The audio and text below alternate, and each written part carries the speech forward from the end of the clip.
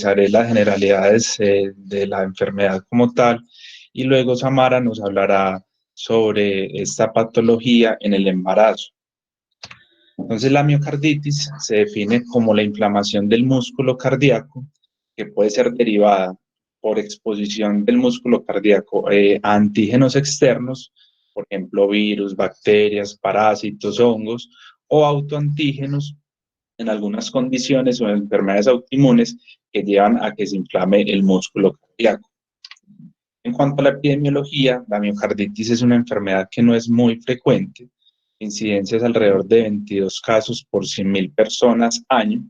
En el 2015 hay un registro que fue responsable de 2 millones de casos en el mundo como número absoluto, y su mortalidad realmente es una mortalidad baja, responde por 5 muertes de 100.000 muertes año.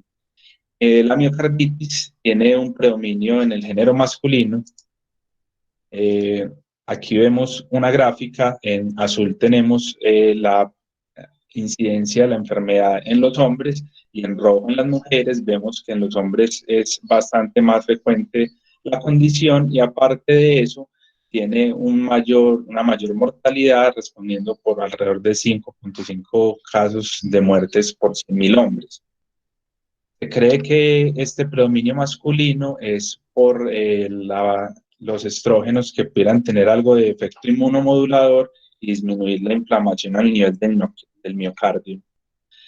La miocarditis, dependiendo de la edad del paciente, puede explicar un episodio de falla cardíaca crónica.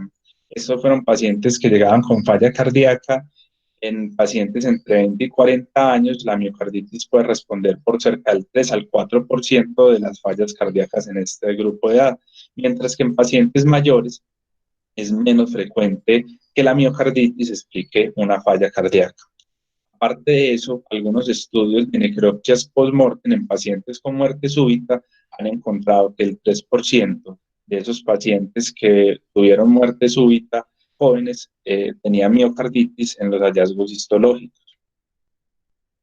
Dentro de la fisiopatología, la manera como se entiende actualmente la miocarditis, un modelo clásico es por la miocarditis viral, dada que es la principal causa en muchos países desarrollados. Se cree que las fases de la miocarditis son 3.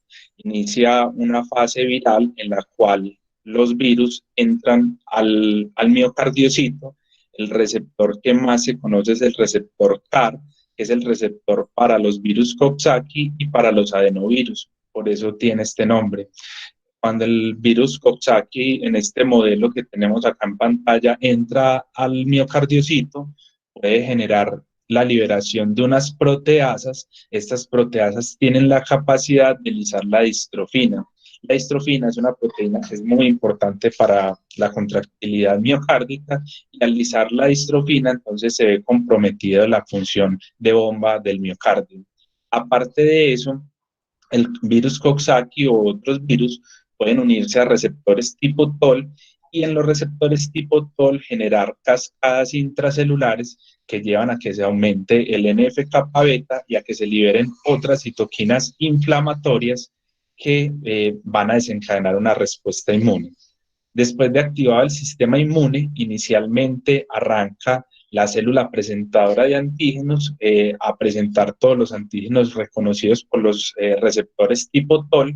Esta célula presentadora de antígenos entonces genera una respuesta inmunitaria innata temprana, y llegan unos linfocitos T citolíticos a empezar a hacer un daño inicial. Luego se genera una respuesta inmune adquirida, donde los linfocitos T y B llegan, de acuerdo a la presentación de antígenos que le hace esta célula, producen anticuerpos. Esos anticuerpos se ha visto que son dañinos. Por ejemplo, se ha visto que hay anticuerpos contra los receptores beta adrenérgicos, contra la miocina cardíaca, y que no son solo marcadores de inmunidad, sino que son anticuerpos lesivos para el miocardiocito. Luego de esto, el paciente puede tener 2 evoluciones en la historia natural de la enfermedad: que resuelva el estado inflamatorio, que aclare el virus y que no quede con, digamos, ninguna secuela en el miocardio ni en la función de bomba. Algunos pacientes pueden no aclarar el virus, y en la histología se puede encontrar DNA o RNA viral, pero no hacen inflamación y estos pacientes, digamos que tienen un buen pronóstico. Otro grupo de pacientes persiste con el sistema inmune activado, llevando a un proceso de inflamación crónica.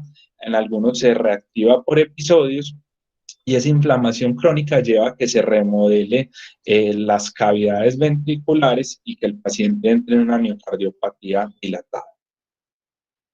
Dentro de las causas de la miocarditis, entonces, aquí tenemos múltiples antígenos externos, muy importantes las virales, en los países desarrollados son la principal causa, y de los virus, lo más común parecería ser el virus Coxsackie, que es un enterovirus, pero también los adenovirus, los que entran por el tracto respiratorio, el parvovirus B19, el virus de la inmunodeficiencia humana, son otras causas frecuentes de miocarditis. Las bacterias, principalmente Mycoplasma, ha sido la que más se ha descrito en los pacientes con miocarditis, generan esta condición mientras que el paciente está infectado por la bacteria, pero también la tuberculosis, los estafilos, salmonela, clamidia, difteria, tiene una toxina que es tóxica para el miocardio, puede generar miocarditis. Para resaltar acá que la sífilis, en esta paciente que tenía un antecedente, la sífilis tiende a dar una miocarditis que es más granulomatosa, con poca recuperación espontánea, lo cual lo diferencia clínicamente de pronto de lo que tenía esta paciente. Cardiotoxinas externas y también, muy importante, las causas de hipersensibilidad, donde los medicamentos, a destacar los anticonvulsivantes, el antipsicótico clozapina se ha visto que es uno de los que más frecuentemente puede generar miocarditis, y otras como vacunas, la vacuna para las eh, paperas, se ha visto que genera miocarditis. En cuanto a las manifestaciones clínicas, se han descrito unos perfiles clínicos que tienen estos pacientes y que los puede hacer llevar a consultar. Un perfil clínico es que sea subclínico y que únicamente tenga unos prodromos virales con mialgias, fiebre, odinofagia, diarrea, pero estos pacientes nunca hacen síntomas de falla de bomba ni hacen síntomas de arritmia. Estos pacientes muchas veces se les hace un biomarcador o en alguna imagen cardíaca se documenta algún trastorno de la contractilidad o una disfunción diastólica y ahí es donde se dan cuenta pues, que tiene una miocarditis. Otro grupo de pacientes que consulta por condiciones amenazantes para la vida, ingresan con una taquiarritmia o una bradiarritmia grave, inestables, o debutan con un episodio de muerte súbita. Otro perfil clínico son los pacientes que consultan por dolor torácico de características isquémicas. Este dolor torácico de características isquémicas tiene dos posibles explicaciones en los pacientes con miocarditis. Una es que, por ejemplo, en el caso de parvovirus no infecta directamente el miocardiocito, sino que infecta las células endoteliales. Esa infección de las células endoteliales puede llevar a una disfunción de la circulación coronaria y generar dolor torácico. Y aparte de eso, la inflamación en el resto de miocarditis tiende a ser una inflamación subepicárdica y ese compromiso subepicárdico lleva a que haya vasoespasmo coronario e incluso se ha visto que esos pacientes en arteriografías hacen episodios de vasoespasmo, lo que explica el dolor torácico de características anginosas. Otro perfil clínico con el que pueden consultar estos pacientes, una miopicarditis, donde van a tener síntomas o signos de falla de bomba, pero también van a tener signos y síntomas clínicos y electrocardiográficos de inflamación del pericardio. Algunos pacientes no consultan por dolor, ni por fiebre, ni por síntomas virales, sino que simplemente debutan con una falla cardíaca aguda de novo incluso pueden debutar solo con choque cardiogénico. Otro grupo de pacientes con un perfil distinto consultan ya por una falla cardíaca crónica establecida con dilataciones de las cavidades en los cuales no se tiene etiología y pues luego en estudios posteriores se documenta que es una miocarditis. Aparte de estos perfiles clínicos, se ha descrito una correlación clínico-patológica. Se ha visto entonces que los pacientes que tienen miocarditis virales agudas normalmente hacen síntomas de prodromos virales hasta el 80%. Estos pacientes tienden a consultar más por fatiga, por disnea, por arritmias, por palpitaciones o dolor torácico. Existe otra condición clínico-patológica que es la miocarditis fulminante. Son el 10% de las miocarditis agudas y se caracteriza por tener un compromiso hemodinámico de rápida instauración. No hay un límite de tiempo claro para decir que estos pacientes cumplan, digamos, X o Y criterio para tener una miocarditis fulminante, pero se sabe que en menos de 2 semanas estos pacientes hacen compromisos hemodinámicos. En la ecocardio se ve trastornos de la contractilidad generalizada y estos pacientes en la ecocardio normalmente tienen unas cámaras cardíacas edematizadas que hacen que no se vea, digamos, una cardiopatía dilatada, sino más bien unas cámaras cardíacas pequeñas. Otro perfil clínico patológico son los pacientes que en la histología tienen infiltración eosinofílica. Estos pacientes normalmente son secundarios a las reacciones de hipersensibilidad por los medicamentos que mencionamos en las causas, pero también hay condiciones como las infecciones parasitarias en el síndrome de Loeffler, que genera tanto miocarditis como endocarditis, incluso con compromiso valvular, o los síndromes eosinofílicos primarios hematológicos, donde cuando se aumentan los eosinófilos pueden invadir el miocardio y generar una miocarditis eosinofílica. Entonces, este grupo de pacientes con infiltración eosinofílica en el miocardio tienden a tener rash, en el hemograma eosinofilia periférica y algún antecedente de exposición a algún fármaco o sustancia que le pudiera generar hipersensibilidad. Otro perfil clínico patológico son las miocarditis linfocíticas crónicas, que pueden ser con inflamación de manera frecuente, de fenotipo de recaídas. Estos pacientes tienen inflamación, pero hacen recaídas frecuentes, y mientras que hacen las recaídas, hacen los síntomas de disfunción ventricular asociados a esa recaída inflamatoria. Mientras que los pacientes con miocarditis linfocítica crónica persistente, en la histología siempre permanecen los infiltrados inflamatorios. Estos pacientes no hacen tanta disfunción ventricular como si la hacen los pacientes que hacen episodios repetitivos de inflamación. Otra condición clínico-patológica que se describe es la miocarditis de células gigantes. Se describe que puede ser primaria o secundaria. Primaria normalmente no forma granulomas y las células gigantes no están dentro de los granulomas, y no se encuentra ninguna otra comorbilidad, no se encuentra sarcoidosis, no se encuentra tuberculosis, no se encuentra sífilis, y como les decía, esta entidad como tal per se no forma granulomas. Esta miocarditis de células gigantes pueden debutar con un choque cardiogénico de rápida aparición, como una miocarditis fulminante. Son respondedoras a la terapia inmunosupresora. Sin embargo, a largo plazo se ha visto que no es que tenga muy buen pronóstico.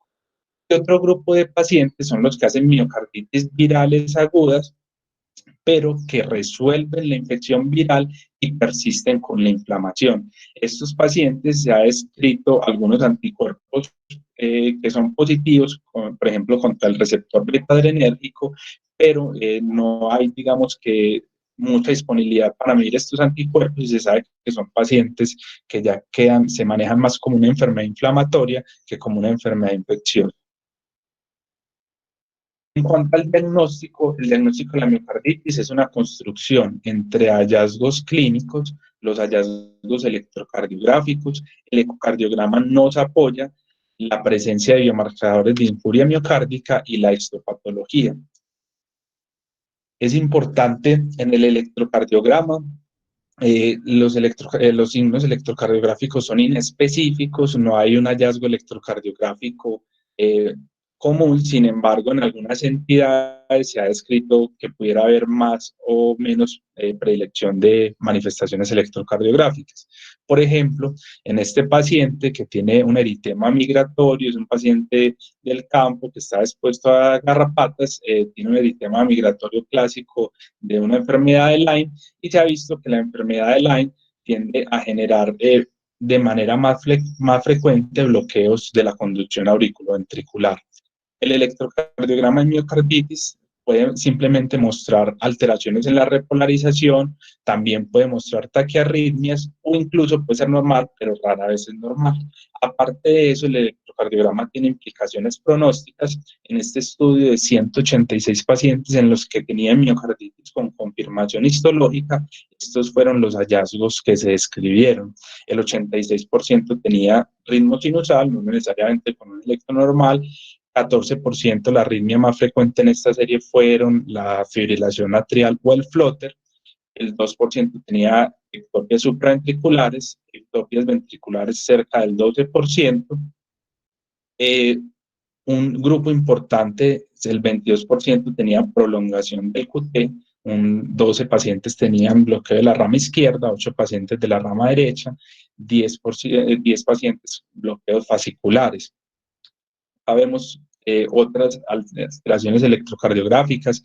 Fijémonos cómo esos pacientes hasta el 6% pueden tener elevaciones del segmento ST, 2% de presiones del segmento ST y hasta un 37% ondas T negativas que se pueden dar en la cara anterior, en la cara inferior o en la cara lateral. Veamos como la cara lateral fue la cara más comprometida, que fue uno de los hallazgos electrocardiográficos de nuestra paciente.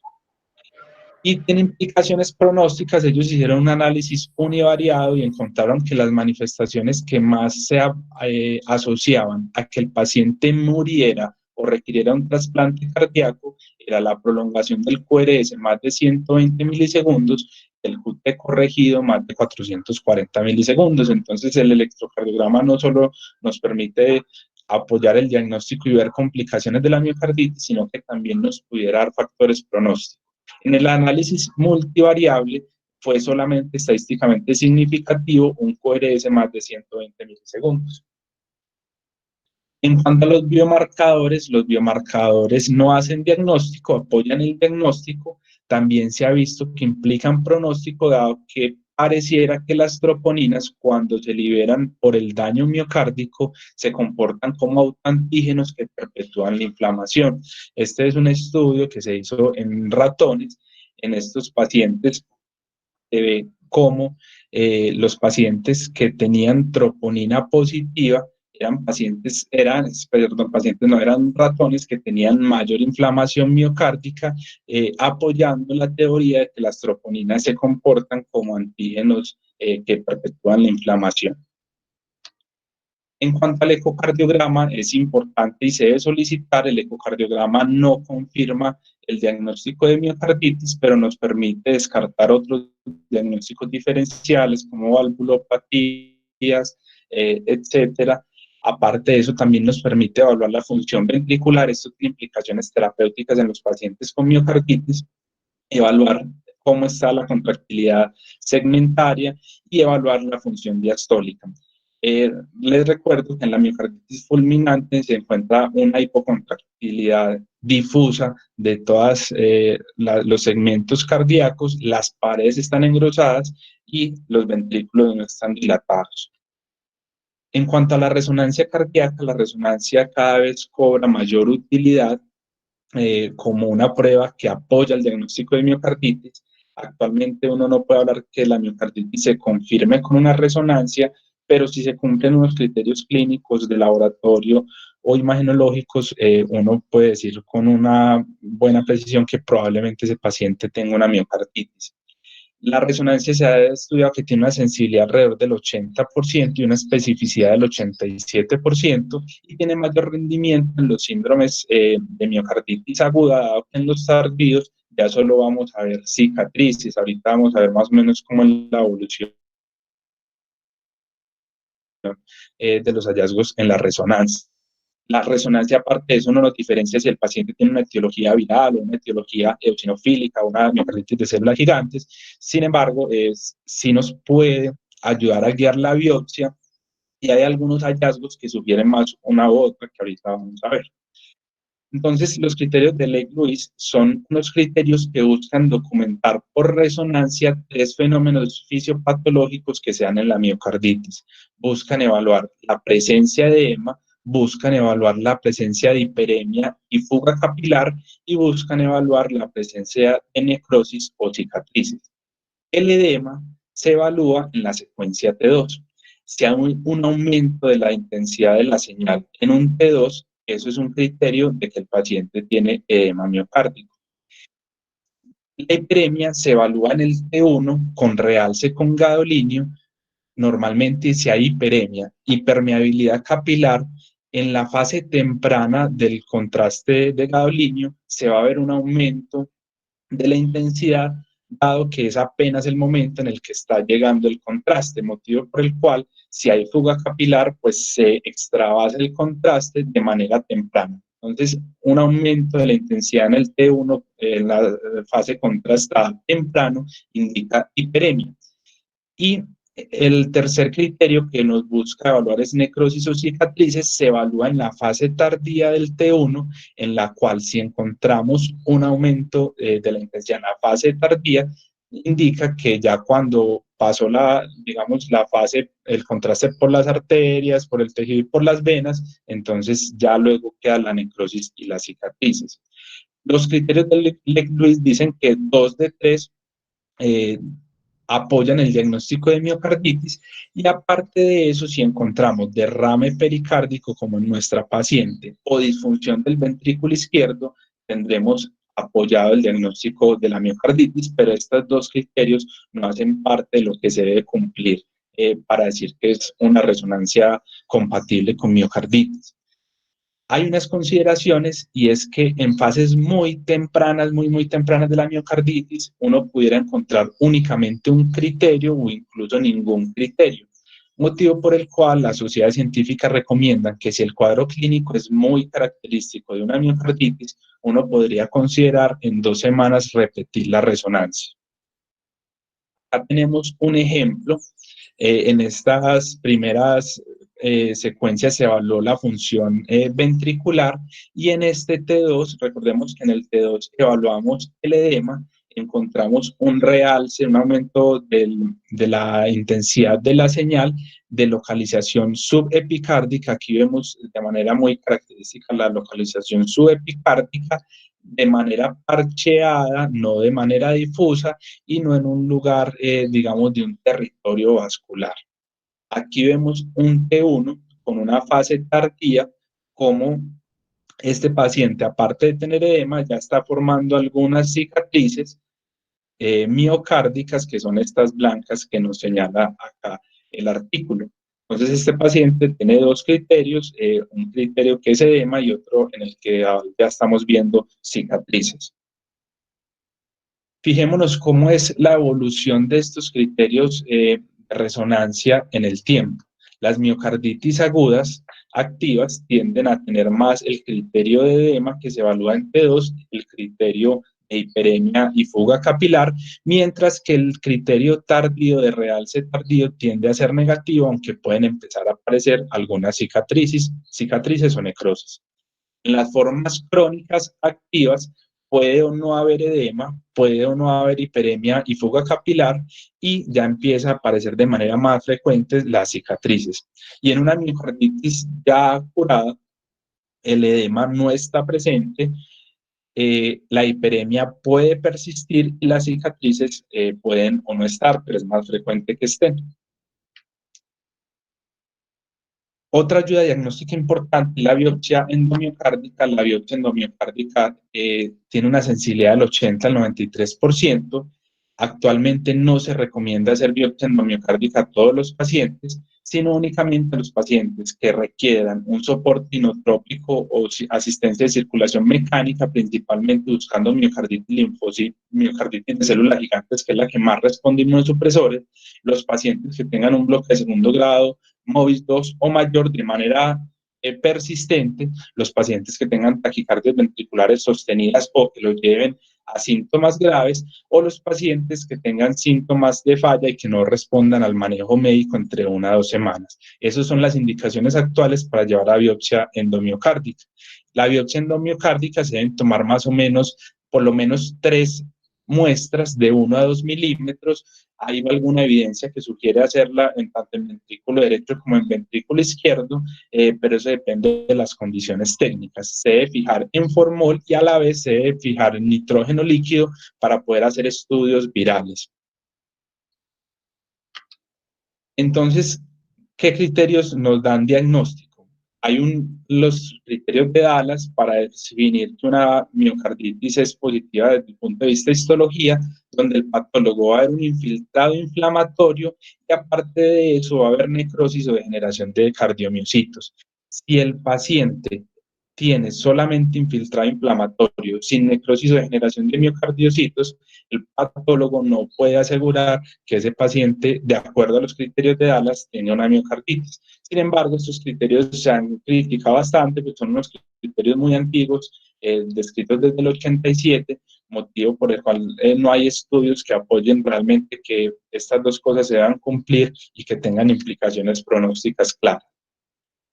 Actualmente también con la aparición de la inmunohistoquímica, entonces es importante que no solo se hagan las coloraciones básicas, sino que se lleve a inmunohistoquímica y se debe decir que para que el paciente tenga miocarditis debe tener más de 14 linfocitos por milímetro cuadrado con menos de 4 monocitos y más de 7 células que deben ser CD3 positivo.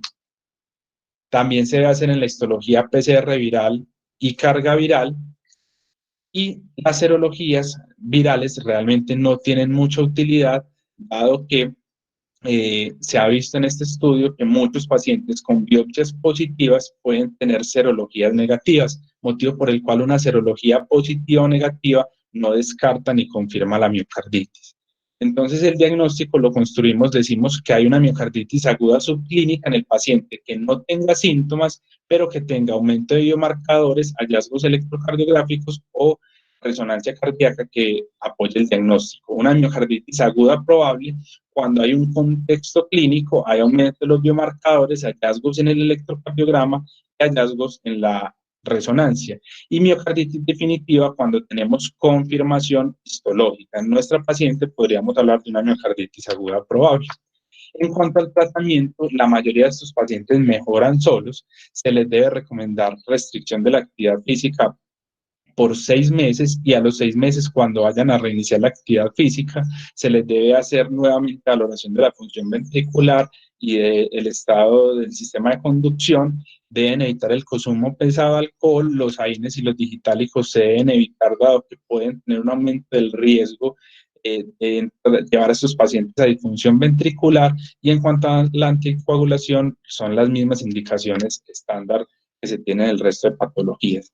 El manejo, entonces, en la mayoría de los pacientes, si están en choque cardiogénico, es manejarle el choque con inotrópicos, vasopresores, dispositivos de asistencia circulatoria. Y en los pacientes que no están en choque cardiogénico y tienen una falla cardíaca con disminución de la fracción de eyección, deben recibir el manejo estándar de acuerdo a las guías de falla cardíaca con fracción de eyección disminuida. Un grupo de pacientes se beneficia de inmunosupresión, ahorita los vamos a mencionar. En cuanto al manejo de las arritmias, en general, si tiene complejos ventriculares o auriculares prematuros asintomáticos, no requieren tratamiento. Si tienen una arritmia supraventricular y están inestables, se debe hacer cardioversión, y si es persistente y están estables, control de frecuencia con antiarrítmicos o controladores de frecuencia orales. En las taquicardias ventriculares, el manejo es igual al establecido por las guías de taquicardia. Sin embargo, se debe considerar que los cardiofibriladores implantables en la fase aguda se deben diferir en lo posible, dado que la mayoría de estos pacientes mejoran con el manejo médico. Hay unas indicaciones de dar inmunosupresión, que son los pacientes en los que la biopsia confirma una miocarditis de células gigantes, en los pacientes con sarcoidosis cardíaca, en los pacientes con miocarditis eosinofílicas o en los pacientes que tengan miocarditis secundaria a una enfermedad del tejido conectivo. En las miocarditis linfocíticas crónicas hay unos estudios que demuestran que la inmunosupresión mejora la fracción de eyección y el estado NIJA, pero no hay un desenlace fuerte en mortalidad o en necesidad de trasplante. Son múltiples los esquemas de inmunosupresión, hay unos con ciclosporina esteroides y otros con esteroides y azatioprina. Entonces, esa es la revisión, digamos, general, y ya Samara nos va a hablar entonces de miocarditis en el embarazo. Hola. Entonces, una vez hecho este recuento de la miocarditis en población general, vamos a dar algunas particularidades de la miocarditis en el embarazo. La mala noticia es que la incidencia, perdón, la evidencia que hay en esta población es supremamente pequeña, porque digamos, la mayoría de evidencia que existe son únicamente reportes de caso. La incidencia como tal se desconoce. Se supone que es una incidencia baja, pero como pudimos ver, el diagnóstico se sospecha poco y finalmente en muy pocos casos se puede confirmar. De los reportes que hay en la literatura, las etiologías más frecuentes en gestantes han sido por etiología viral, arbovirus B19, citomegalovirus, micoplasma, linfocítica. Hay casos asociados al lupus y este último punto de la cardiomiopatía periparto voy a hacer una mención un poco más adelante. De los casos que hay reportados, quise traer tres, que son los más recientes. Estos dos que están acá en esta diapositiva son de 2016. Me llamó la atención y quise traerlos porque fíjense lo heterogénea que es la enfermedad. Este primer caso que está a la izquierda es una paciente que consultó por unos síntomas de disnea y taquicardia e incidentalmente se dieron cuenta que tenía 5 semanas de gestación. Esta paciente, la etiología era un micoplasma. La que ven acá a la derecha es, por el contrario, una paciente de 40 años que en un puerperio tiene dolor torácico y finalmente tiene muerte súbita. En la necropsia, entonces, se encuentran unos hallazgos sugestivos de miocarditis y así es como se hace el diagnóstico. Y ese tercer caso es del año pasado, es un caso reportado en Canadá. Los autores quieren sobre todo destacar la importancia del equipo interdisciplinario para la atención adecuada de estas pacientes, que como estamos viendo pueden llevar rápidamente a la muerte a pacientes aparentemente previamente sanas. Entonces, el caso de esta paciente es una mujer de 26 años que a las 29 semanas de gestación consultó por un dolor torácico pleurítico de 5 días de evolución, dificultad para respirar y ortopnea. Ella era fumadora y la había dejado recientemente pues, el consumo. Era su cuarto embarazo y tenía 2 hijos vivos. Ella ingresó al servicio de urgencias hipotensa, taquicárdica y febril. Entonces, al ingreso realizan un electrocardiograma que muestra elevación del ST en derivaciones laterales, una troponina T elevada, una PCR elevada, blancos elevados, unos eosinófilos en límite superior de la normalidad y una función renal y hepática normal.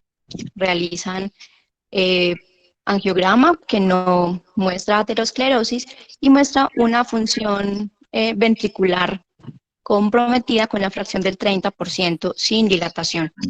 Realizan también TAC de tórax y muestra un pequeño derrame pleural derecho. Le iban a hacer la resonancia, pero la paciente sencillamente no toleraba el decúbito, no se podía acostar y las pruebas fetales fueron normales.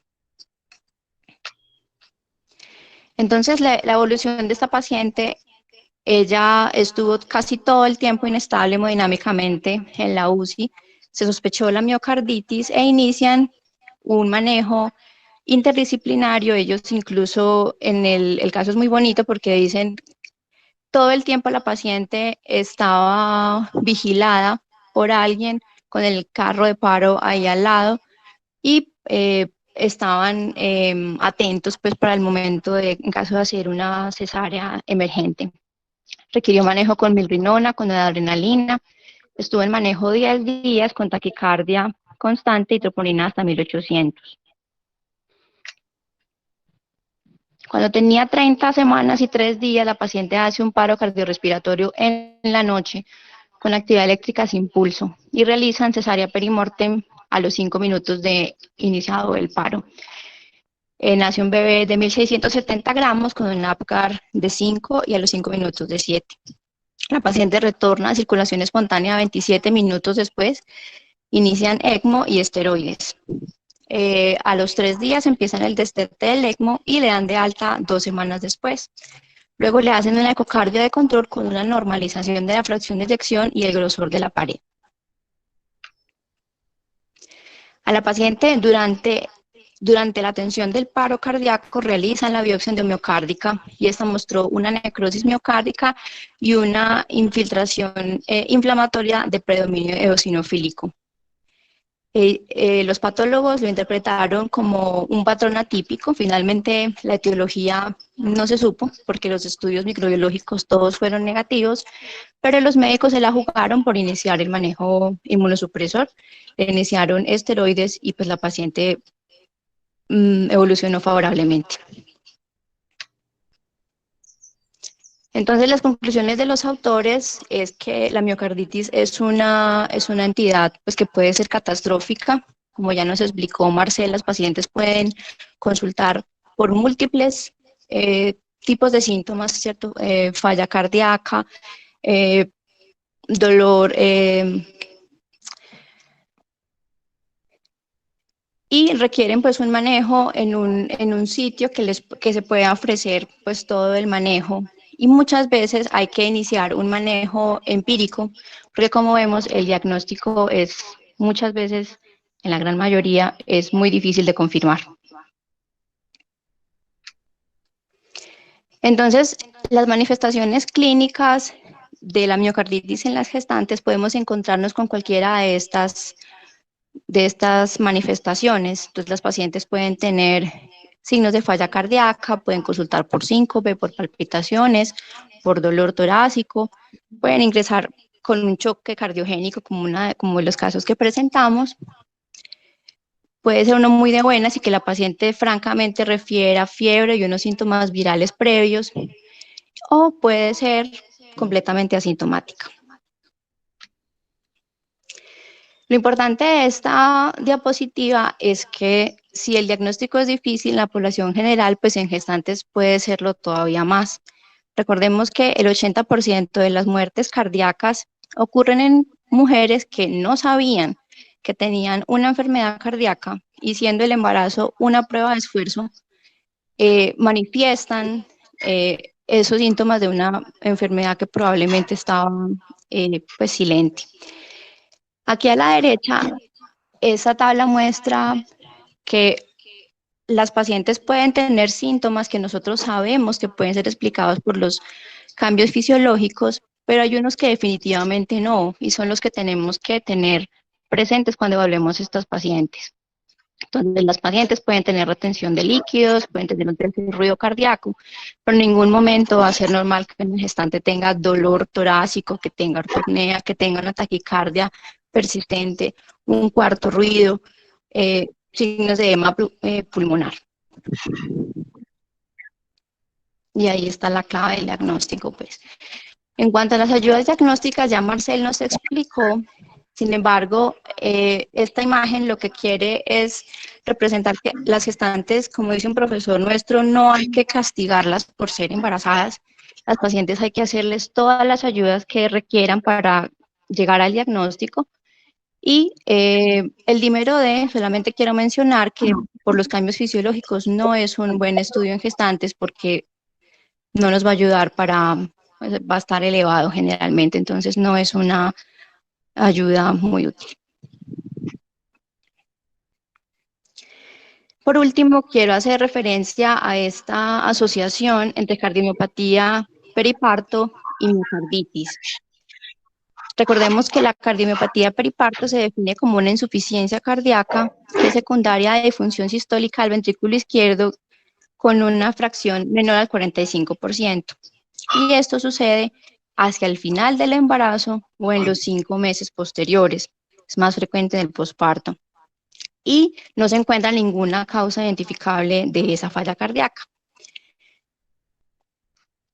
La cosa es que los autores no se ponen de acuerdo y la literatura es muy contradictoria, digamos, en este caso. Hay algunos autores que dentro de las causas de cardiomiopatía periparto meten a la miocarditis, pero otros definitivamente no. En esta tabla, entonces, es un cuadro comparativo de los hallazgos de miocarditis y de cardiomiopatía periparto, que pudieran, pues, como ayudar a hacer ese diagnóstico. Entonces, ya sabemos que la miocarditis tiene una etiología generalmente viral, puede presentarse en pacientes más jóvenes, sin antecedentes, no necesariamente asociado a una preeclampsia. Esta paciente pues fue, digamos, extraña pues en cuanto a esto. Eh, y el manejo, pues obviamente hay unos manejos especiales que ya están estudiados en la miocardiopatía periparto, como es el manejo de la bromocriptina, que no estarían indicados en la paciente con miocarditis. Finalmente, entonces, las recomendaciones de todas las sociedades de cardiopatía concuerdan en que las pacientes gestantes con enfermedad cardíaca deben ser evaluadas por un equipo entrenado multidisciplinario para poder sacar adelante a estas pacientes, vigilarlas en un posparto y cuidarlas para un siguiente embarazo. Entonces sabemos que los grupos se pueden conformar dependiendo pues de la institución y del tipo de pacientes, digamos, que se están manejando. Fijémonos, por ejemplo, la paciente del caso nuestro es una paciente de 20 años que con seguridad va a buscar otro embarazo. Esa paciente debe seguir siendo evaluada por cardiopatía, por el grupo de cardiopatía y embarazo para minimizar el riesgo en un embarazo posterior. Esa es la revisión. Muchas gracias. ¿Tienen preguntas?